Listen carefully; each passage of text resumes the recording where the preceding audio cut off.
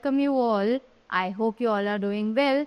So let's begin with chapter number 15 of English, and the name of the chapter is Indian Weavers. So basically this is a poem which is composed by Sarojini Naidu, जिसमें हमने Indian viewers की बात करी है.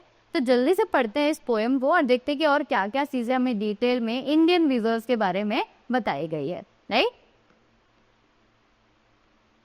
So let's begin with this. Weavers weaving at break of the day, why do you weave a garment so gay? Blue as the wing of a halcyon wild, we weave the robes of a newborn child. अब viewers जो है वो पूरा दिन जो है कपड़े बनाते रहते हैं, राइट. और वो वीवर्स जो होते हैं वो कपड़ों को बहुत अच्छे से बनाते हैं, राइट.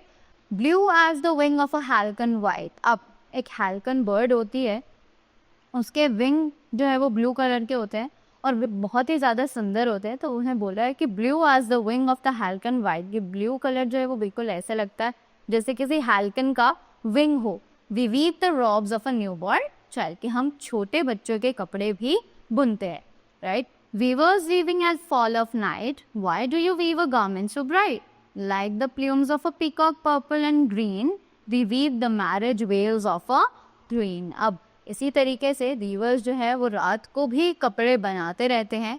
तो why do you weave the garments so bright, कि गारमेंट्स जो है वो तो आप इतने ब्राइट कलर्स के इतने सुंदर क्यों बनाते हैं, right. So they are replying कि वो बिल्कुल पीकॉक के फेदर्स की तरह लगता है जो कि पर्पल और ग्रीन होते हैं.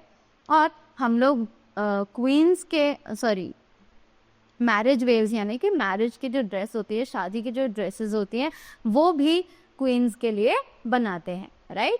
Viewers weaving solemn and still, why do you weave in the moonlight chill? White as a feather and white as a cloud, we weave a dead man's funeral shroud. अब इसी के बाद Weaver ने बोला है कि हम न्यूबॉर्न चाइल्ड से लेकर एक मैरिज क्वीन से लेकर एक ऐसे आदमी के कपड़े भी बनाते हैं तो जो कि उसके फ्यूनरल में पहने जाते हैं, right. Weaving like a Solomon in the moonlight chill, कि हम मूनलाइट में भी काम करते हैं. वाइट एज अ फेदर, जो कि बिल्कुल वाइट होते हैं फेदर की तरह, and white as a cloud also, right, जिन्हें हम फ्यूनरल में पहन सकते हैं, right. So this was the story about our Indian weavers, and it was composed by Sarojini Naidu.